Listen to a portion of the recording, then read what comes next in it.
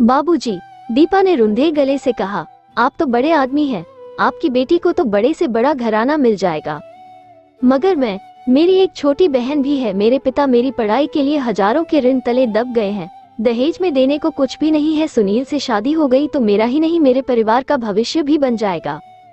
खूब, तो तुम सुनील से शादी इसलिए करना चाहती हो कि तुम्हारे परिवार का भविष्य बन जाए। मैं आपके आगे हाथ जोड़ती हूँ बाबूजी। मैं सुनील के लिए हर प्रकार का बलिदान देने को तैयार हूँ।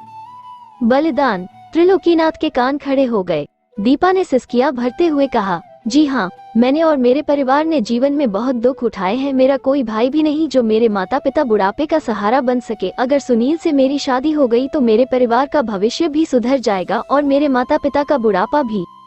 बाबू त्रिलोकीनाथ ने ध्यानपूर्वक दीपा का चेहरा देखा और फिर धीरे से बोले, किस प्रकार का बलिदान दे सकती हो तुम? दीपा ने आंसू पोंछकर गंभीरता से दृढ़ स्वर में कहा, जैसा बलिदान भी आप चाहे स्वीकार कर ले। बाबू त्रिलोकीनाथ कुछ देर तक दीपा को देखते रहे, फिर मुस्कुराकर बोले, हमें तुम्हारी जवानी और भोलेपन पर तरस आ रहा है। चलो, हम वचन देते हैं कि हम अपनी बेटी सुशीला का रिश्ता किसी और जगह कर देंगे, मगर इसके बदले में तुम्हें। मैं आपका मतलब समझ गई, दीपा ने गंभीरता से कहा। मैं तैयार हूँ, जहाँ आपका दिल चाहे ले चलिए। बाबू त्रिलोकीनाथ की आंखें खुशी से चमक उठी। उन्होंने होटल की ओर संकेत करके कहा, कहीं दूर जाने की जरूरत भी क्या है, होटल तो है ही सामने। सन एंड सैंड, यहाँ तो सुनील भी आता रहता है। घबराओ मत, हम लोग आगे पीछे अंदर चलेंगे। नहीं, मैं सुनील के संबंध में कोई खतरा मोल नहीं लेना चाहती। फिर पहले मैं होटल में जाती हूँ। अगर सुनील हुआ तो मैं कह दूंगी कि मैं उसी की खोज में आई थी। कोई भी बहाना बना दूंगी। अगर सुनील नजर न आया तो मैं किसी भी नाम से स्वयं रूम बुक कराऊंगी। आप काउंटर पर नहीं जाएंगे, सीधे रूम में आना पड़ेगा, क्योंकि आप बड़े आदमी हैं और बहुत सारे लोग आपको पहचानते होंगे। आप ऊपर जाएंगे तो लोग समझेंगे किसी से मिलने आए होंगे।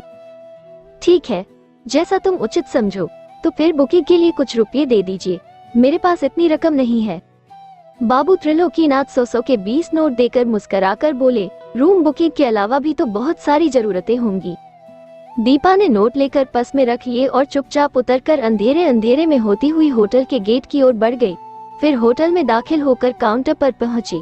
काउंटर क्लर्क ने उसे नीचे से ऊपर तक निहारा और पूछा, कहिए।